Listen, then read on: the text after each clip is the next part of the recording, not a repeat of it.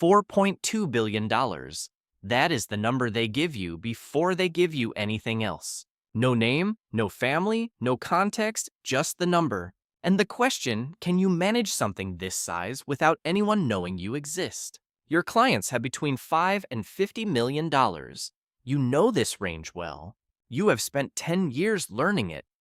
What it needs, what it fears, what questions it asks at 11 o'clock at night when the market has moved and the client is not sleeping. You are good at your job. Your book is clean. No compliance issues, no client attrition in 3 years. You return calls the same day. You have a specific competence and a specific ceiling. The ceiling is this: above a certain number, your clients are not managed by people like you. They are managed by people you have never met, in offices you have never heard of, under agreements you have never read. You have always known this.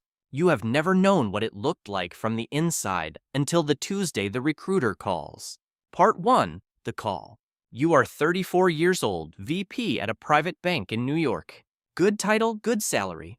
The kind of career your parents describe to their friends with a specific pride that tells you they do not fully understand what you do. You manage portfolios for clients with between $5 and $50 million. You are good at it. Your book is clean. You have never had a compliance issue. You return calls the same day. The recruiter reaches you on a Tuesday afternoon. She will not name the firm. She will not name the family. She says the engagement requires a background check that goes back 2 generations, an NDA before the first meeting, and complete discretion as a condition of employment. She says the asset base is in the billions. She says plural. You say yes to the meeting before she finishes the sentence. The building has no lobby directory, no company name on any floor. A receptionist who greets you by your first name before you give it. You sign the NDA in a conference room with no windows, 14 pages. 3 law firms involved in drafting it, 6 weeks to prepare. You read every word. The NDA does not describe what you will be managing.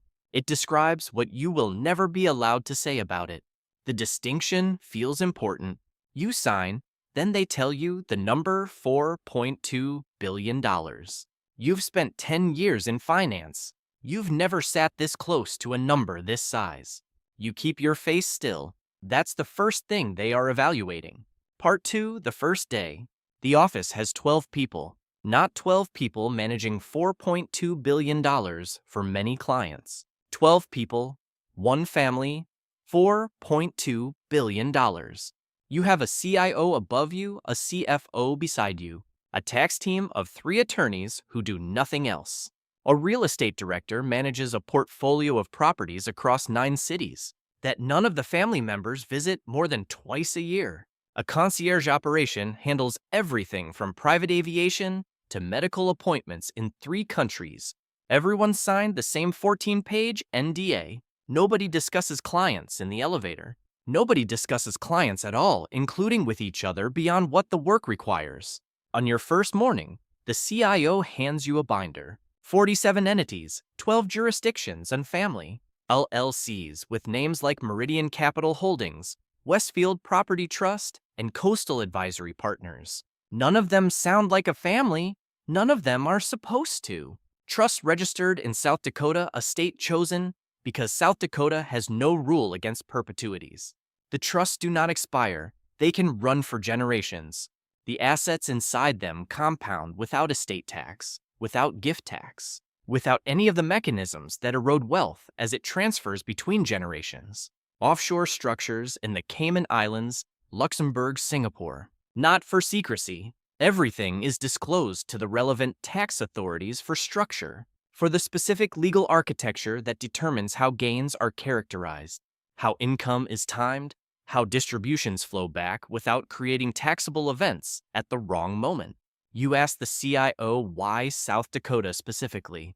He says, because in South Dakota, a trust can hold assets for 200 years without triggering a generational transfer tax. In most states, the limit is 90 years. In some, it is less. Families who understand this chose South Dakota before most advisors knew to recommend it. You ask, when did this family set up the South Dakota trusts? Has kbi dendas dalimbiash? He says 197. You were quiet for a moment.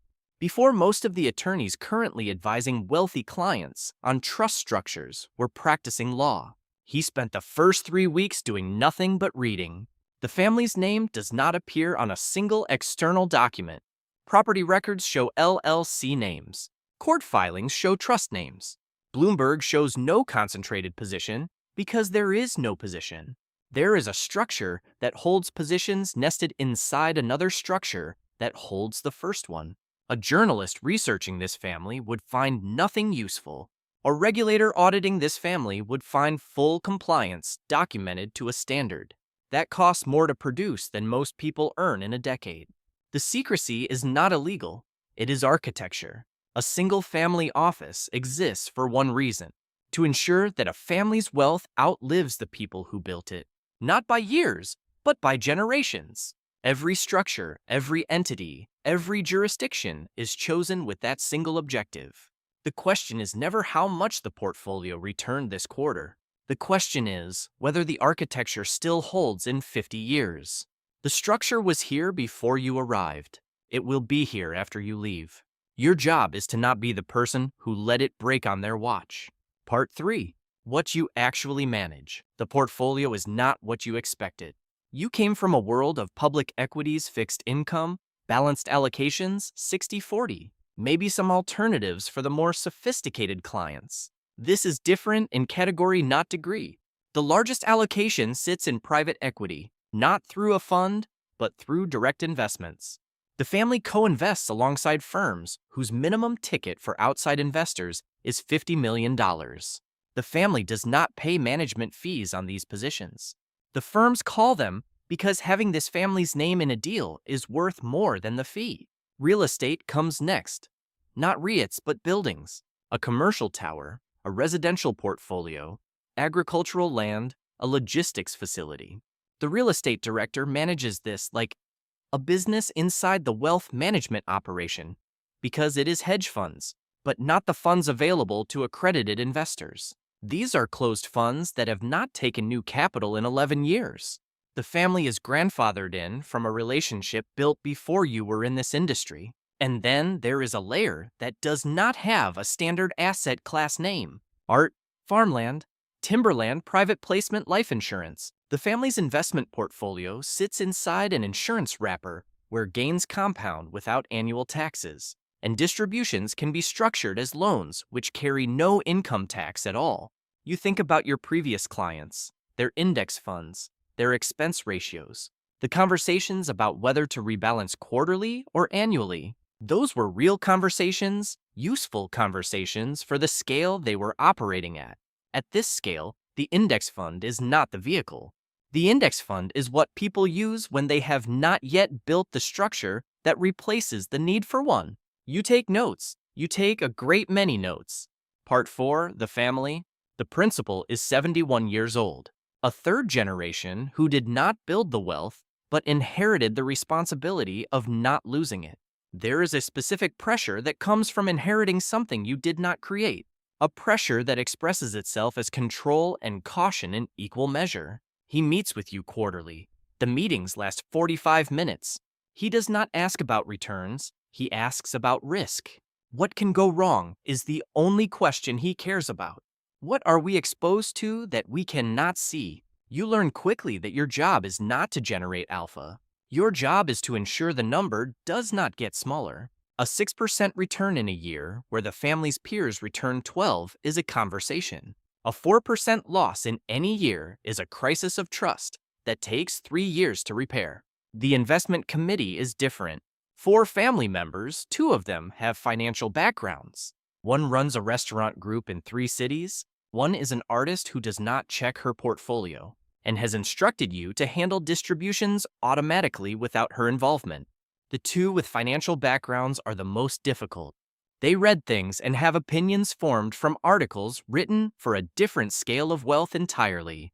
They arrive at investment committee meetings with questions about positions they read about in the news, not understanding that the structures you operate are not visible in any news they can access. One of them sends you an article about a hedge fund strategy that generated 31% last year. He asks, Why are we in this? You prepare a memo explaining that the fund is closed to new investors, that the strategy has a risk profile inconsistent with the family's long-term objectives, and that a single-year return figure is not the relevant metric. For a portfolio designed to compound across generations, the memo is 8 pages. He reads the first 2. He does not send the article again. Every family has a problem number. In this family, the problem member is the grandson, 26 years old. He wants to invest $20 million in a cryptocurrency fund managed by someone he met at a conference. You spend 2 weeks preparing a memo explaining why this is not appropriate for the family's overall allocation. The memo is 11 pages. The grandson reads none of it. The principal overrules him in a meeting you are not present for. You are informed of the outcome by email. This is how most decisions at this level are actually made, not in investment committees, but in conversations you are not in the room for. Part 5.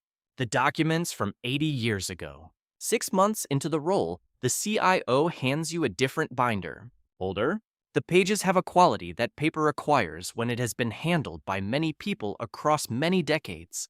These are the founding documents of the family's original trust, dated 1943. The person who signed them has been dead for 31 years. The trust is still active. You notice something unsettling after a few weeks with the documents. The dead continue making decisions here, not metaphorically, structurally. A clause written by someone in 1943 still determines what a family member born 60 years later is allowed to inherit, sell, distribute, or protect. The person is gone. The decision remains active and has remained active for longer than most living institutions. Most people experience inheritance as an event, a transfer, a moment when wealth changes hands. Families at this level do not experience inheritance as an event. They experience it as governance, continuous institutional running, whether anyone is paying attention or not. The assets inside it have compounded for 82 years, without triggering the estate tax event that would have occurred had the wealth transferred through inheritance in the traditional way. Instead, the trust held. The assets grew inside it. The next generation received distributions. The principle of the trust remained protected. You do the arithmetic. If the original trust held $10 million in 1943 at a conservative 7% compound return, the value of those assets today inside the trust, without the erosion of estate taxes at each generational transfer, approaches numbers that are difficult to write in a sentence. Without the trust, each generational transfer would have triggered estate tax at rates that reached as high as 77% in the 1940s and 50s. The wealth would have been halved, then halved again. By now, a fraction would remain with the trust. Nothing transferred, the assets stayed. The structure absorbed each generation. You sit with this for a long time. The person who signed these documents in 1943 was not a genius investor. The records show modest returns, conservative, consistent, nothing exceptional. What they were was a genius of structure. They understood 80 years ago that the enemy of wealth is not bad investments. The enemy of wealth is the moment when wealth must change hands. They built something that had no such moment. You are now the person responsible for ensuring the next 80 years work the same way.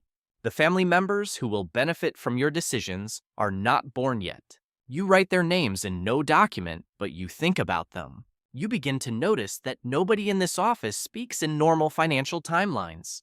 5 years is short term. 10 years is a tactical horizon. 20 years is planning. The CIO once rejected an investment opportunity because the regulatory environment around it was too unpredictable across multiple election cycles. Not next year's election. Elections plural. You ask him how far out he thinks when he evaluates a position. He looks at you the way someone looks at a question that reveals where you still are. He says until it stops mattering. You sit with that. You begin to understand that this office is not managing money. It is managing continuity through time. The portfolio is the vehicle. Time is the destination. Wealth at this level stops behaving like money. It begins behaving like weather. Slow-moving, structural, generational, difficult to notice, changing in real time, capable of reshaping entire landscapes over long enough periods. Dynasty wealth does not compound because of superior investment selection. It compounds because the tax events that would interrupt compounding have been structured out of existence. Every transfer, every distribution, every death is anticipated decades in advance and routed through architecture built to survive it. The family does not beat the market. The family refuses to let the market's friction reach the money. The person who understood this in 1943 understood something most wealth managers today still explain to clients as a concept rather than a lived reality. Part 6: What this does to you. Your compensation is very good. You do not discuss the number with anyone, not because you are prohibited. The NDA covers client information, not your own salary, but because the number creates distance in every conversation you try to have about it. And the distance is not worth the conversation. You cannot tell your friends what you do. Not specifically, not in any way that would mean anything to them. You say, private wealth management. They say, like a financial advisor? You say something like that. You have a friend from business school who runs money for a family office. A different one, smaller, 200 million. You meet for dinner once a quarter. You can speak with him more honestly than anyone else in your life. But even this conversation has limits. He asks about your allocation to private equity. You say significant. He asks about your hedge fund relationships. You say legacy positions. He understands from your answers that the scale is different from his. He does not push further. This is how people in this world communicate in the things they do not ask about. You stop going to industry events. The people there are managing 50 million, 100 million. The conversations are about vehicles and structures you left behind. You cannot explain the gap without explaining what you now manage. And explaining what you manage is not something you do. Your parents ask if things are going well at work. You say yes. They ask if you are happy. You say yes. Both answers are accurate and incomplete in the same way. You start to see wealth differently everywhere you look. You read a story about a billionaire's philanthropy. You notice the foundation structure. You notice which assets were donated, appreciated stock, not cash. Because donating appreciated stock eliminates the capital gains while capturing the full deduction. You notice the donation announcement came in December. You know why. You read a story about a family selling a company. You immediately think, what is the trust structure? Did they do a grant or retained annuity trust before the sale was announced? Did the sale price exceed the IRS's hurdle rate? How much of the gain survived to the next generation? You read a story about a wealthy family giving to a university. You notice the naming rights are attached to a building, not an endowment. You know the difference and what it implies about liquidity. Regular financial news has become a different language. You understand the subtext of everything. Now, the subtext is always the same. There is the version of wealth that is visible, and there is the version that actually exists. You live in the second version. You cannot go back to the first. You are not sure you would. $4.2 billion. That was the number when you signed the NDA. 3 years later, the number is different. Not because the markets were exceptional, but because the structure held, because no tax event interrupted the compounding, because the dynasty trust from 1943 is still active and still protecting assets that have never been touched by an estate filing, because someone made decisions 80 years ago that are still producing returns today. You sit in the quarterly meeting with the principal. He asks, what can go wrong? You tell him. He nods. He thanks you. He leaves. You gather your papers. The family does not know your last name. You know everything about theirs. You know which branch of the family is in conflict with which. You know who is liquid and who is not. You know the health of the principal and what the succession documents say will happen when his health changes. You know which grandchild has the judgment to eventually sit on the investment committee and which one does not. You know all of this. You carry all of this, and you tell none of it to anyone. This is how wealth at this level actually works. Not through better investments, but through better architecture. Through structures built to outlast the people who built them. The families you read about in the news. The ones with their names on buildings, on foundations, on university wings. What you see is the visible layer. The visible layer is the part they chose to show. Underneath it, 47 entities, 12 jurisdictions, trusts registered in a state chosen because its laws favor permanence over transparency. A real estate portfolio that does not appear on any public record under the family's name. An insurance wrapper that holds investments most advisors have never seen in practice. Documents signed in 1943 that are still producing legal and financial outcomes today. And somewhere in a building with no name on the lobby directory, 12 people who signed the same 14-page NDA know exactly how it works and will never tell you. Not because they are prohibited, but because there is no version of the explanation that fits in a conversation you could have with someone who has not signed the same document. The number has changed since you arrived. The structure is the same. The structure is always the same. That is the point.